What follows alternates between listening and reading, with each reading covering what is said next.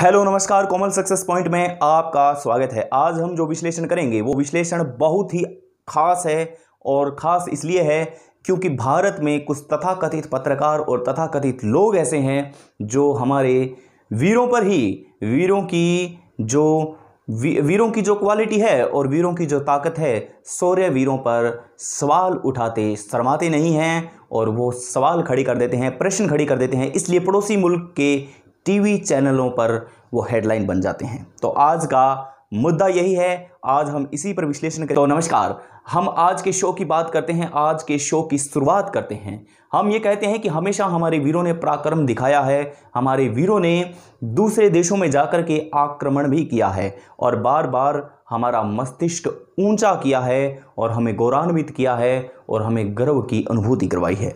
लेकिन कुछ तथाकथित लोग ऐसे होते हैं जो लोग अपने ही सैनिकों पर क्वेश्चन खड़ी करते हैं, यानी कि कुछ लोग तो सबूत मांगते हैं, कुछ लोग विश्वास ही नहीं करते कि हमारी सेना में कितनी ताकत है, हमारी सेना ऐसा काम कर भी सकती है। ऐसे लोगों को हम सिर्फ यही कहना चाहते हैं और आज का विश्लेषण ऐसे लोगों की छोटी सोच और छोटे दिमाग पर ही आधारित है।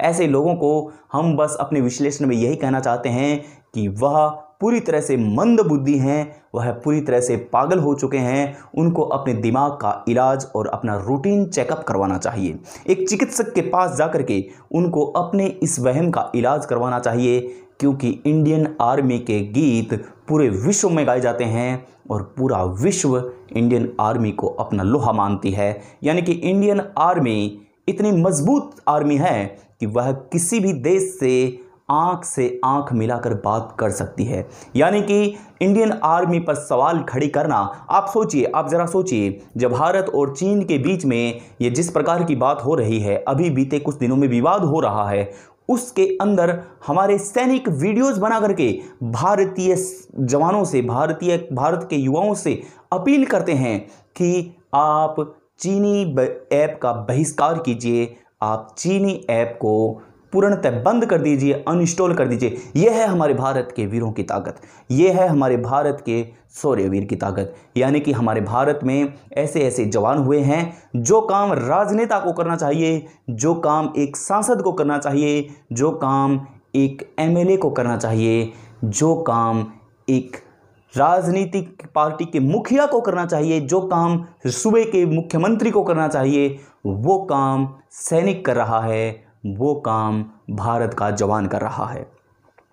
ये विडंबना की बात है कि एक तरफ तो वो दूसरे देश से युद्ध लड़ते हैं और भारी भरकम वजन उठा करके दुर्गम स्थानों पर, जहां पर पैदल नहीं जाया जा सकता, वहां पर वह अपने साधनों को लेके जाते हैं, खाने पीने का सामान लेकर के जाते हैं और युद्ध के लिए आवश्यक सामग्री भी ले जाते हैं। इसके बीच में 2-4 मिनट निकाल करके वह भारत के युवाओं से रूबरू होने के लिए सोशल मीडिया का उपयोग करते हैं और एक वीडियो बना करके एक अपील करते हैं कि चीनी ऐप का आप बहिष्कार करो।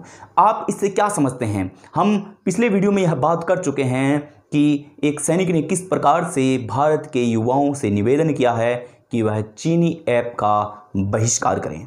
वह कहते हैं कि हम यहाँ पर लड़ रहे हैं, हम यहाँ पर बहुत ही काफ़ी अच्छे हैं, खुश हैं और हम में वो ताकत है कि हम किसी भी देश से लड़ सकते हैं और चाइना जैसे देश से तो लड़ ही सकते हैं। लेकिन आपको सिर्फ घर में बैठे अपने एयर कंडीशनर रूम के अंदर, अपने कूलर के आगे, अपने पंखों के नीचे बैठकर आपको सिर्फ अपनी उंगलियों का इस्तेमाल करके चीनी ऐप्स का बहिष्कार करना है, जो कि हम पिछले वीडियो में बता चुके हैं कि चीनी ऐप्स कौन कौन से हैं।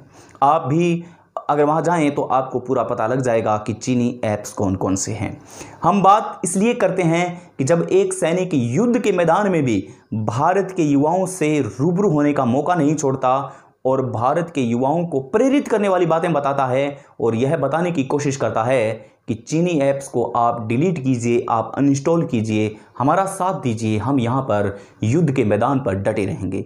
तो ऐसे लोगों को हम यही कहना चाहते हैं कि एक सैनिक की मंशा तो युद्ध के मैदान तक भी यही रहती है कि वह जाते जाते, यानी कि वह सीमा पर जाते जाते, सीमा पर जाने के बाद में कोई गारंटी नहीं होती, कोई पता नहीं होता कि वहाँ पर कौन सी स्थिति, कौन सी घटना हमारे सैनिकों के साथ घट जाए, यह किसी को पता नहीं होता। -डिग्री में वह जाते हैं, फिर भी सैनिकों ने अपने जज्बात को देश के युवाओं के सामने रखने का मौका नहीं छोड़ा और उनको कुछ अच्छा सीखने का अवसर दिया। तो यहाँ के तथाकथित लोगों को बस यही कहना चाहते हैं कि वह अपने सैनिकों पर क्वेश्चन करना खड़ा बंद कर दें, प्रश्न खड़ा करना बंद कर दें।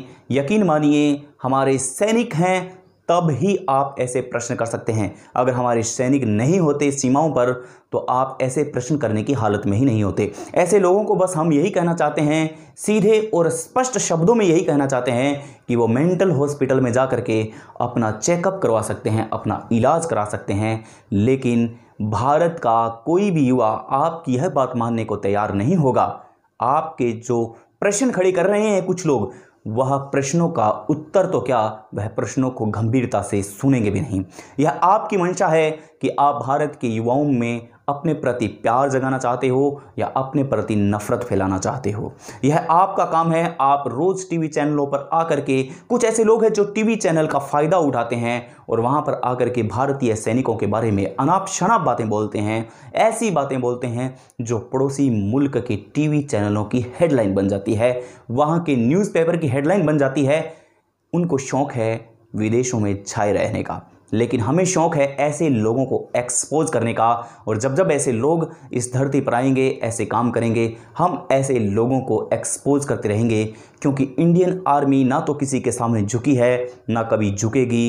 इंडियन आर्मी की वीरता का हमें पता है, अच्छे से पता है। और इंडियन आर्मी हर स्थिति में लड़ने को तैयार है, किसी भी देश से लड़ने को तैयार है। और हमारे अंदर देशभक्ति की भावना कूट कूट कर भरी हुई है। ऐसे लोगों को हम सलाम करते हैं यहाँ से और जय हिंद बोलते हैं, जो लोग इस वक्त हमारे लिए, हमारे देश के लिए सीमा पर तैनात हैं। और वह कौन सी गोली कब आ जाए यह कोई पता नहीं है उनको, लेकिन फिर भी उनके हंसते मुस्कुराते चेहरे और वह भी एक पॉजिटिव मैसेज देना पूरे देश के युवाओं के लिए, यह अपने आप में बहुत बड़ी बात है। निवेदन है ऐसे लोगों से, ऐसे लोग जो प्रश्न खड़ी करते हैं, वह लोग अपनी सेना को समझे, अपनी सेना की इज्जत करें, अपने देश की इज्जत करें। नमस्कार, जय हिंद, जय भारत।